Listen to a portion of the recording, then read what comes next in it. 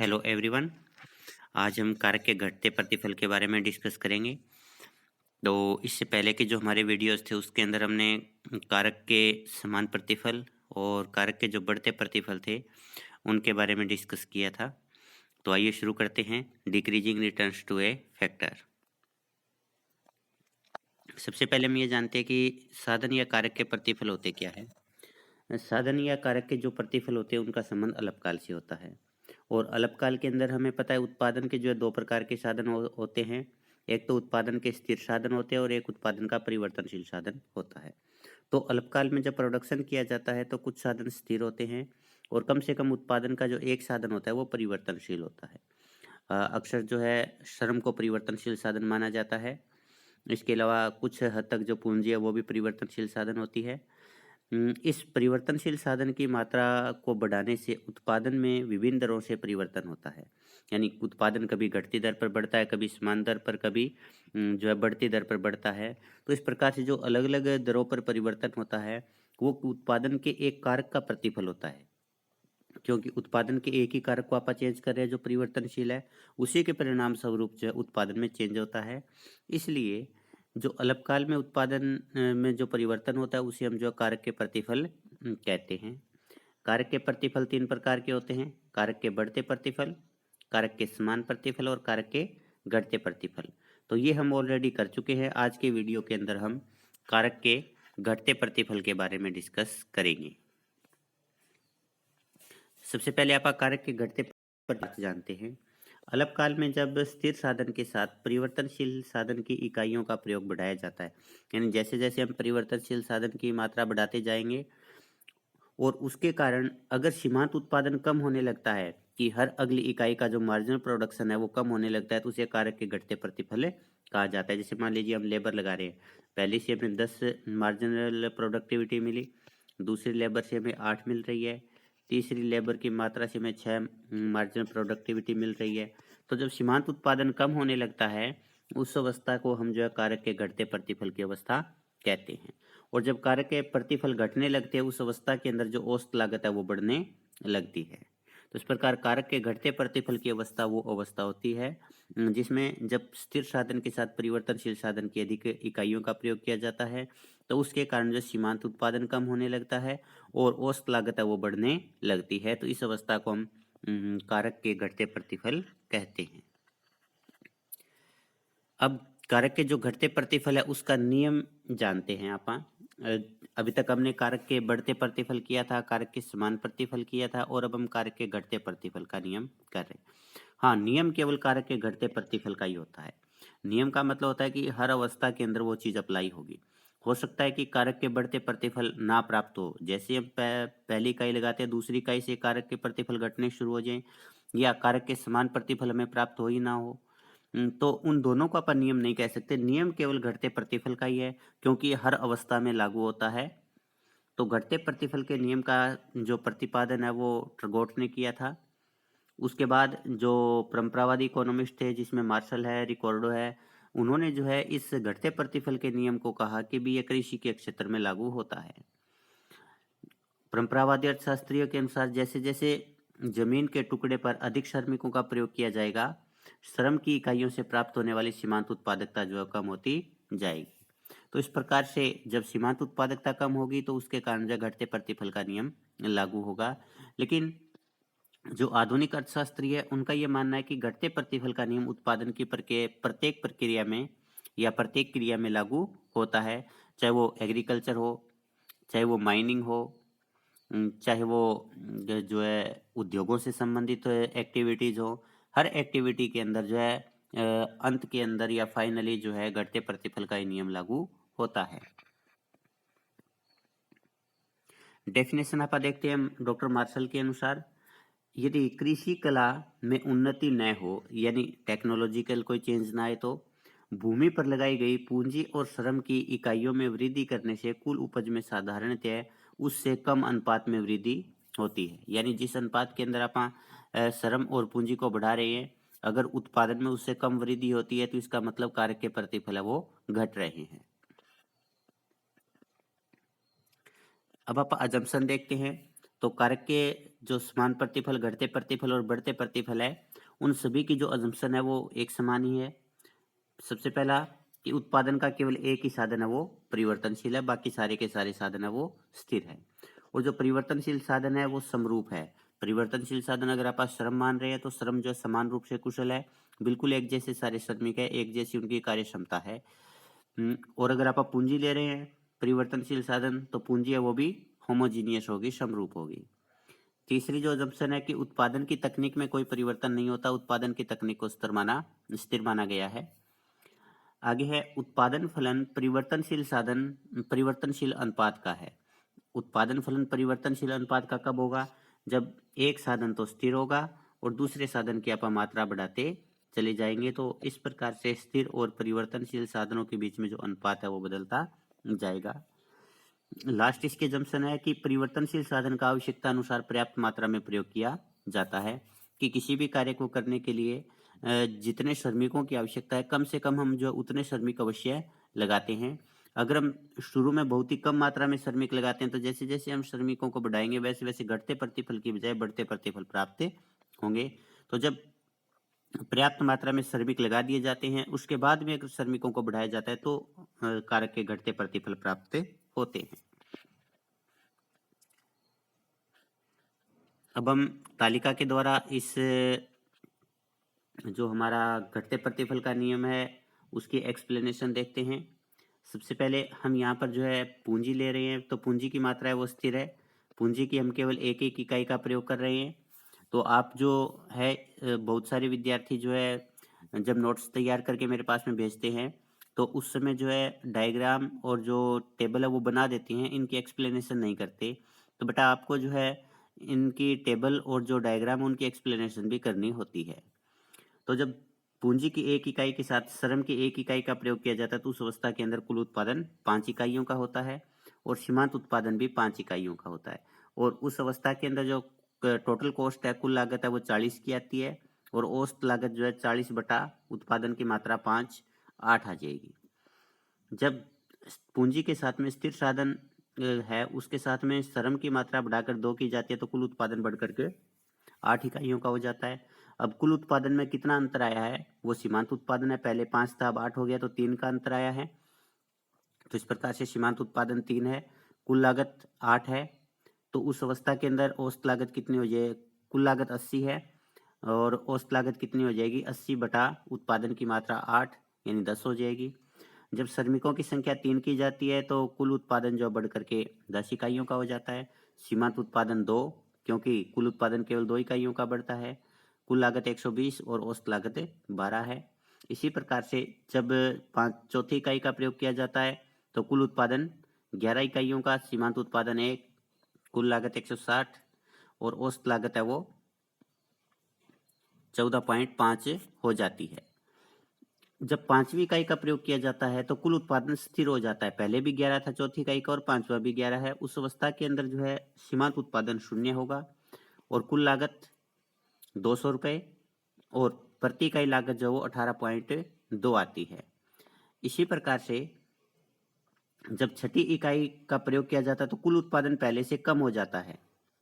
कुल उत्पादन पहले से कम होकर के पहले 11 था अब 10 हो जाता है, तो सीमांत उत्पादन -1 है। कुल लागत 240 है, तो औसत लागत जो है वो 24 आएगी। तो इस प्रकार से हम देखते हैं कि जैसे जैसे परिवर्तनशील साधन की अधिक इकाइयों का प्रयोग किया जाता है, तो उस अवस्था के अंदर जो सीमांत उत्पादन घटता चला जाता है और एक सीमा पर आकर के सीमांत उत्पादन 0 हो जाता है। जहाँ सीमांत उत्पादन 0 है वहाँ पर कुल उत्पादन अधिकतम है। और उसके बाद भी अगर और छठी श्रमिक की इकाई लगाई जाती है, तो उसके कारण जो है सीमांत उत्पादन ऋणात्मक हो जाता है। और जैसे जैसे अधिक उत्पादन किया जाता है वैसे वैसे औसत लागत बढ़ती चली जाती है। 8 से 10, 10 से 12, 12 से 14.5, उसके बाद 18.2 और लास्ट के अंदर छठी इकाई का जब प्रयोग किया जाता है श्रम का, तो उस अवस्था के अंदर जो औसत लागत 24 हो जाती है। तो इस प्रकार ये तालिका जो है घटते प्रतिफल को दिखाती है, जिसमें हम औसत लागत की सहायता से भी घटते प्रतिफल को देखते हैं और सीमांत उत्पादन की सहायता से भी घटते प्रतिफल को देखते हैं। इसके बाद है टोटल प्रोडक्शन कराओ, कुल उत्पादन वक्र। ओ एक्स अक्ष पर हमने जो है यूनिट्स ऑफ वेरिएबल फैक्टर लिया है।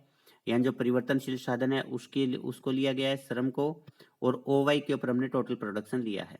तो इसमें हम ये देखते हैं कि जैसे जैसे हम अधिक मात्रा में श्रमिकों का प्रयोग करते जाते हैं, शुरू के अंदर जो उत्पादन घटती दर पर बढ़ता है, और उसके बाद में उत्पादन जो है P बिंदु पर जाकर के स्थिर हो जाता है, और उसके बाद भी अगर श्रमिकों का प्रयोग किया जाता है तो उत्पादन पहले से कम होने लगता है। लेकिन हर अवस्था के अंदर उत्पादन घटती दर से बढ़ता है, उसके बाद स्थिर होगा, उसके बाद में कम होने लगता है। तो ये जो स्थिति होती है ये घटते प्रतिफल की अवस्था को दिखाती है। तो टीपी कर्व जो है वो घटते प्रतिफल को दिखा रहा है। इसके बाद अपन जो है सीमांत वक्र देखते हैं। सीमांत कर्व ये है हमारे पास में मार्जिनल प्रोडक्शन का जो कर्व है, उसके अंदर हमने OX अक्ष के ऊपर यूनिट्स ऑफ वेरिएबल फैक्टर्स यानी परिवर्तनशील साधन की मात्रा ली है, और OY के ऊपर हमने मार्जिनल प्रोडक्शन लिया है। यहाँ पर टोटल प्रोडक्शन की बजाय आप क्या लिखोगे, मार्जिनल प्रोडक्शन लिया गया है। और ये जो MP कर्व है, ये देखिए जैसे जैसे हम श्रम की अधिक इकाइयों का प्रयोग करते चले जाते हैं वैसे वैसे जो है मार्जिनल प्रोडक्शन कम होता चला जाएगा, और P बिंदु के ऊपर जो मार्जिनल प्रोडक्शन है वो शून्य है। और इसके बाद भी अगर श्रमिकों का प्रयोग किया जाता है तो यहाँ पर जो मार्जिनल प्रोडक्शन है वो ऋणात्मक हो जाता है। तो इस प्रकार नीचे की तरफ गिरता हुआ जो सीमांत उत्पादन वक्र है वो कारक के घटते प्रतिफल को दिखाता है। इसके बाद एवरेज कॉस्ट के अंदर हम OX अक्ष के ऊपर जो है units of labour and capital लिया है, यानी श्रम और पूंजी की मात्रा ली है, और OY के ऊपर हमने जो है औसत लागत ली है। जब पहली श्रम की इकाई लगाई गई उस समय जो है 8 औसत लागत आती है, दूसरी श्रम की इकाई लगाने पर औसत लागत बढ़ करके 10 हो जाती है, और श्रम की जब तीसरी इकाई का प्रयोग किया जाता है तो उस अवस्था के अंदर औसत लागत बढ़ करके 12 हो जाती है, और जब श्रम की चौथी इकाई का प्रयोग किया जाता है तो उस अवस्था के अंदर औसत लागत बढ़ करके 14.2 हो जाती है। तो अगर हम इन सभी पॉइंट्स को मिलाते हैं तो ऊपर की तरफ बढ़ता हुआ हमारा जो एसी कर्व आता है, ऊपर की तरफ बढ़ता हुआ एसी कर्व ये दिखा रहा है कि कारक के जो है घटते प्रतिफल प्राप्त हो रहे हैं। और अगर एसी कर्व ये होता तो उस अवस्था के अंदर कारक के समान प्रतिफल प्राप्त होते, और अगर ऐसा होता है एसी कर्व लगातार कम होता चला जाता तो उस अवस्था के अंदर कारक के बढ़ते प्रतिफल प्राप्त होते। तो इस प्रकार एवरेज कॉस्ट कर्व जो वो ऊपर की तरफ बढ़ रहा है, जो ये दिखा रहा है कि औसत लागत वो लगातार बढ़ती जा रही है, और औसत लागत जब कभी भी बढ़ती है तो ये जो है कारक के जो है घटते प्रतिफल की अवस्था को दिखाती है। अब हम ये देखते हैं कि जो कारक का घटता प्रतिफल है उसके लागू होने के क्या क्या कारण हैं। देखिए कारक के जो तीनों ही प्रतिफल है उनके लागू होने के कारण एक तो साधन का स्थिर होना, दूसरा साधनों का समन्वय यानी स्थिर और परिवर्तनशील साधनों का जो अनुपात है वो, और तीसरा जो होता है स्थानापन्न। तो तीनों ही जो अवस्थाएं होती है उसके अंदर रीजन्स ये रहेंगे, बस केवल इनकी एक्सप्लेनेशन चेंज होती है। तो आइए अब हम घटते प्रतिफल की अवस्था के अंदर देखते हैं कि कारक के जो घटते प्रतिफल है उसके लागू होने के कारण क्या है। पहला साधनों की स्थिरता, दूसरा साधनों की जो है अपूर्ण स्थानापन्नता, और तीसरा है साधनों की खराब समन्वयता। एक एक करके अब इनको डिस्कस करेंगे। पहला साधनों की स्थिरता। साधन के घटते प्रतिफल के लागू होने का एक जो मुख्य कारण है वो ये साधनों का स्थिर होना। जब स्थिर साधन के साथ में परिवर्तनशील साधन का अधिक प्रयोग किया जाता है तो उसके कारण जब परिवर्तनशील साधन की तुलना में स्थिर साधन का अनुपात काफी कम रह जाता है, और स्थिर साधन का अनुपात कम रहने के कारण जो है सीमांत लागत उत्पादन है वो गिरने लगता है। जैसे मान लीजिए 1 एकड़ जमीन है, अब अगर 1 एकड़ जमीन के ऊपर एक श्रमिक काम कर रहा है तो उसको 1 एकड़ जमीन आ रही है। अगर 1 एकड़ जमीन जमीन के ऊपर 2 श्रमिक काम कर रहे हैं तो उसको आधा एकड़ जमीन आ रही है। और इसी प्रकार से अगर हम बढ़ा करके ये 3 श्रमिक कर देते तो 1/3 हिस्सा आता है, और जब हम बढ़ा करके 4 श्रमिक कर देते तो 1 श्रमिक के हिस्से में 1/4 हिस्सा आता है। अब 1/4 हिस्से का मतलब क्या है कि श्रमिक के लिए जो है स्थिर साधन की मात्रा बहुत ही कम रह गई है। तो जब प्रति श्रमिक या प्रति परिवर्तनशील साधन स्थिर साधन की काफी कम मात्रा के साथ में प्रोडक्शन करते हैं तो उस वजह से जो है सीमांत उत्पादन कम होने लगता है, क्योंकि जो परिवर्तनशील साधन और स्थिर साधन है ये दोनों मिलकर के जो प्रोडक्शन करते हैं। कोई भी अकेला ना तो स्थिर साधन प्रोडक्शन कर सकता और ना ही परिवर्तनशील साधन, और इनको भी अपने साथ में दूसरे साधन की पर्याप्त मात्रा चाहिए। स्थिर साधन के साथ परिवर्तनशील साधन की पर्याप्त मात्रा चाहिए और परिवर्तनशील साधन को उत्पादन के लिए स्थिर साधन की पर्याप्त मात्रा चाहिए। तो जब हम श्रमिकों की संख्या या परिवर्तनशील साधन की मात्रा बढ़ाते चले जाते हैं, तो उस श्रमिक के प्रति श्रमिक या प्रति परिवर्तनशील साधन जो है स्थिर साधन की मात्रा काफी कम रह जाती है, जिसकी वजह से जो है सीमांत उत्पादन है वो कम होने लगता है। दूसरा है साधनों की अपूर्ण स्थानापन्नता। श्रीमती जॉन रॉबिन्सन का मानना है कि घटते प्रतिफल के नियम का लागू होने का मुख्य कारण है साधनों की अपूर्ण स्थानापन्नता। स्थानापन्नता का मतलब होता है एक साधन के स्थान पर दूसरे साधन का प्रयोग करना। तो हम पूरी तरह से एक साधन के स्थान पर दूसरे साधन का प्रयोग नहीं कर सकते, यानी एक साधन को दूसरे साधन के स्थान पर जो है रिप्लेस नहीं किया जा सकता, जिसकी वजह से जो है साधन के घटते प्रतिफल प्राप्त होते हैं, ऐसा जो रॉबिन्सन का मानना है। यदि साधनों का स्थानापन्न संभव होता, तो जब स्थिर साधन का पूर्ण प्रयोग होने लगता, तो अब हम उस साधन के साथ परिवर्तनशील साधन की ओर मात्रा नहीं लगाते, बल्कि उस साधन के स्थान पर अपना दूसरे स्थिर साधन को जो है रिप्लेस कर लेते।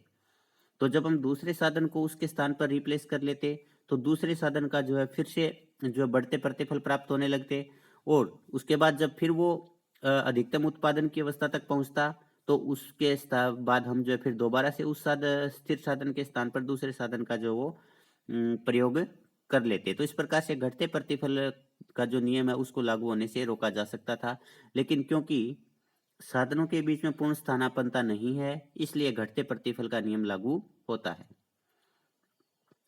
अपूर्ण स्थानापन्नता के कारण स्थिर साधन के स्थान पर दूसरे साधन का प्रयोग न कर पाने के कारण उसी साधन के साथ उत्पादन जारी रखना पड़ता है। कि जो स्थिर साधन, जैसे मान लीजिए जमीन है, हम जमीन के टुकड़े को रिप्लेस नहीं कर सकते दूसरे के साथ, तो उसकी वजह से जब उत्पादन जो है अधिकतम स्तर पर पहुंच जाता है, उसके बाद भी हमें उसी साधन का प्रयोग करते उत्पादन को जारी रखना पड़ता है, जिसकी वजह से जो है कारक के जो प्रतिफल है वो घटने लगते हैं। और तीसरा कारण है साधनों की खराब अनियमितता। जब स्थिर साधन के साथ में परिवर्तनशील साधन की मात्रा लगातार बढ़ाई जाती है, तो स्थिर और परिवर्तनशील साधनों के बीच में आदर्श अनुपात नहीं रह पाता। जैसे मान लीजिए 1 एकड़ जमीन के ऊपर 3 श्रमिक जो आदर्श अनुपात है, लेकिन इसके बाद भी अगर आप श्रमिकों को और बढ़ाते चले जाते हैं, तो उसकी वजह से स्थिर और परिवर्तनशील साधनों के बीच में जो अनुपात है वो उचित नहीं रह पाता या आदर्श अनुपात नहीं रह पाता और उनके बीच में जो समन्वयता है वो खराब होने लगती है। और जब स्थिर और परिवर्तनशील साधनों के बीच में समन्वयता खराब होने लगती है, तो उसकी वजह से सीमांत उत्पादन जो है वो कम होने लगता है और जब सीमांत उत्पादन कम होने लगेगा, तो उसकी वजह से जो है कारक के घटते प्रतिफल प्राप्त होंगे। इसके बाद है नियम का लागू होना। घटते प्रतिफल के नियम के लागू होने को लेकर के भी अर्थशास्त्रियों में मतभेद पाया जाता है। कुछ का ये मानना है कि ये जो घटते प्रतिफल का नियम है केवल कृषि क्षेत्र में लागू होता है और कुछ का ये विचार है कि ये कृषि तथा उद्योग दोनों क्षेत्रों में लागू होता है। हाँ, कृषि क्षेत्र में ये नियम जल्दी लागू हो जाता है और उद्योगों में इस नियम को जो है कुछ समय तक के लिए जो लागू होने से रोका जा सकता है। और जिस क्षेत्र के अंदर एग्रीकल्चर का ज्यादा योगदान, प्रकृति का जो है ज्यादा योगदान होता है, उस क्षेत्र के अंदर घटते प्रतिफल का नियम जल्दी लागू होता है और जिस क्षेत्र के अंदर उत्पादन में मानव का ज्यादा योगदान होता है, वहां पर घटते प्रतिफल के नियम को जो है काफी समय तक लागू होने से रोका जा सकता है। तो ये नियम सभी क्षेत्रों में लागू होता है। इसका जो मुख्य कारण है वो ये है कि किसी भी साधन का स्थिर होना। अब कोई भी जो साधन है वो एग्रीकल्चर में भी स्थिर हो सकता है, जैसे जमीन है। उद्योग में भी कोई साधन स्थिर हो सकता है, जैसे भूमि है या जो मशीन है, पूंजी है, या कई बार जो कच्चा माल है वो भी स्थिर हो सकता है। तो अगर कोई भी साधन स्थिर है उत्पादन की किसी भी प्रक्रिया के अंदर, तो उस अवस्था के अंदर घटते प्रतिफल का नियम लागू होगा ही होगा। तो कृषि क्षेत्र में घटते प्रतिफल के नियम के लागू होना। कृषि क्षेत्र के अंदर श्रम और पूंजी को तो जो है बढ़ाया जा सकता है, क्योंकि ये दोनों जो है परिवर्तनशील साधन होते हैं। लेकिन एग्रीकल्चर के अंदर जो भूमि होती है वो स्थिर साधन होती है। अब भूमि की स्थिरता के कारण जब उसी एक ही भूमि के टुकड़े के ऊपर श्रम और पूंजी का जो है एक सीमा से अधिक प्रयोग किया जाता है, एक सीमा तक तो सही है उत्पादन बढ़ेगा, लेकिन अगर एक सीमा से अधिक जो उनका प्रयोग किया जाता है, तो उसके बाद में सीमांत उत्पादकता जो है वो कम होने लगती है और एग्रीकल्चर के अंदर भूमि की स्थिरता के कारण जो घटते प्रतिफल का नियम लागू होता है। इसके बाद है भूमिजन्य उद्योगों में घटते प्रतिफल का नियम लागू होना। जिन क्षेत्रों के अंदर भूमि का प्रयोग किया जाता है या भूमि जो है जिसके अंदर मुख्य साधन के रूप में यूज होता है, वहां पर जो घटते प्रतिफल का नियम लागू होता है। तो पहला, खनिज क्षेत्र के अंदर घटते प्रतिफल का नियम लागू होना। खनिज क्षेत्र के अंदर जैसे जैसे प्रोडक्शन बढ़ाया जाता है वैसे वैसे जो है लागतें बढ़ने लगती है। इसके पीछे कारण ये है कि शुरू के अंदर जब जमीन के जो है कम गहराई पर खुदाई की जाती है तो उससे कम श्रमिकों की जरूरत होती है और कम समय में जो है ज्यादा जो है वो खुदाई का माल बाहर निकाला जा सकता है। लेकिन जैसे जैसे खुदाई को आगे बढ़ाया जाता है, अधिक मात्रा में श्रमिक लगाए जाते हैं, तो जो खदान से जो सामान निकाला जाता है वो ज़्यादा गहराई में चला जाता है, क्योंकि खदान ज़्यादा गहरी होती चली जाती है। उसकी वजह से वहाँ पर जो है बिजली की व्यवस्था करनी पड़ती है। दूसरा, वहाँ पर जो है श्रमिक उतने ही समय में काम करके कम माल जो है बाहर निकाल पाते हैं। इसकी वजह से वहाँ पर जो है घटते प्रतिफल का नियम लागू होता है। दूसरा, इमारत बनाने में जैसे जब आप इमारत बनाते हैं तो शुरू के अंदर हम नीचे की मंजिल तैयार करते हैं, यानी ग्राउंड फ्लोर तैयार करते हैं। तो उस अवस्था के अंदर जो होता है ज़्यादा ऊंचाई पर सामान नहीं ले जाना पड़ता, तो कम समय के अंदर ज़्यादा प्रोडक्शन किया जा सकता है।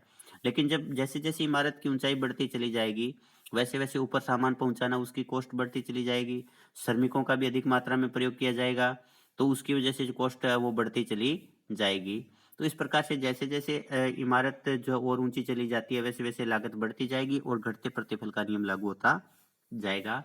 मछली उद्योग के अंदर भी जो है घटते प्रतिफल का नियम लागू होता है, क्योंकि शुरू शुरू के अंदर जब मछलियां पकड़ी जाती है तो किनारों के आसपास मछलियां पकड़ी जाती है, लेकिन उसके बाद भी अगर और प्रोडक्शन जारी रखा जाता है तो क्योंकि किनारों पर जो मछलियां थी वो समाप्त हो चुकी है। अब मछलियों की खोज के लिए दूर दूर तक जाना पड़ता है, जिसकी वजह से लागत बढ़ती है, क्योंकि वहां पर बोट या स्टीम लेकर के जाना पड़ेगा। उसकी वजह से जो कॉस्ट ऑफ प्रोडक्शन बढ़ेगी और वहां पर जो घटते प्रतिफल का नियम लागू होगा। दूसरा, कई बार ये हो सकता है कि जो क्वालिटी है मछलियों की वो भी डाउन आ जाए, उसकी वजह से भी घटते प्रतिफल का नियम लागू होता है। तो इस प्रकार जो भूमिजन्य उद्योग होते हैं उन सभी उद्योगों के अंदर भी घटते प्रतिफल का नियम होता है। आगे, उद्योगों में नियम का लागू होना। औद्योगिक क्षेत्र में भूमि की बजाय श्रम और पूंजी का अधिक महत्व होता है और उनकी मात्रा को आवश्यकता अनुसार परिवर्तित भी किया जा सकता है, बढ़ाया जा सकता है। इस प्रकार जब श्रम और पूंजी की अधिक मात्रा का लंबे समय तक प्रयोग हम करते रहेंगे तो उसकी वजह से जो बढ़ते प्रतिफल प्राप्त होंगे, लेकिन ये स्थिति जो है अनंत काल तक नहीं रह सकती। अंत में ऐसी स्थिति आएगी कि उद्योगों के अंदर भी घटते प्रतिफल का नियम ही लागू होगा। इसका कारण ये है कि जब श्रम, पूंजी और कच्चे माल का अधिक मात्रा में प्रयोग किया जाता है तो आगे जो श्रमिक आते हैं उनके अंदर उतनी क्षमता नहीं होती। आगे जो कच्चा माल और जो पूंजी आती है उसकी जो क्वालिटी है वो घटिया होने लगती है। और कई बार ये होता है कि जब अधिक मात्रा में श्रम, पूंजी और कच्चे माल का प्रयोग किया जाता है तो श्रम, पूंजी और कच्चे माल की कीमतें बढ़ने लगती है और जब इनकी कीमतें बढ़ेंगी तो उसकी वजह से जो लागत बढ़ेगी और जो सीमांत उत्पादकता है उसके अंदर कमी आने लगती है। तो इस प्रकार से औद्योगिक क्षेत्र के अंदर भी जो है अंततः घटते प्रतिफल का ही नियम लागू होता है। हालांकि एग्रीकल्चर में जल्दी लागू हो जाता है, लेकिन उद्योगों में इसे कुछ समय तक जो है लागू होने से रोका जा सकता है। निष्कर्ष निष्कर्ष के तौर पर यह कहा जा सकता है कि घटते प्रतिफल का नियम उत्पादन के हर क्षेत्र में लागू होता है। किसी एक क्षेत्र में ये नियम जो जल्दी लागू हो सकता है और किसी एक क्षेत्र में ये नियम देरी से लागू होता है, लेकिन लागू होगा ही होगा। अगर ये नियम लागू ना होता तो हम एक ही गमले से पूरे संसार का पेट भरने के लिए सब्जियां ले सकते थे, क्योंकि केवल हमें श्रम को ही तो बढ़ाना है। अगले श्रमिक की प्रोडक्टिविटी पहले से बढ़ती जाएगी। जमीन के एक ही टुकड़े पर हम पूरे देश का पेट भरने के लिए खाद्यान्न पैदा कर सकते थे।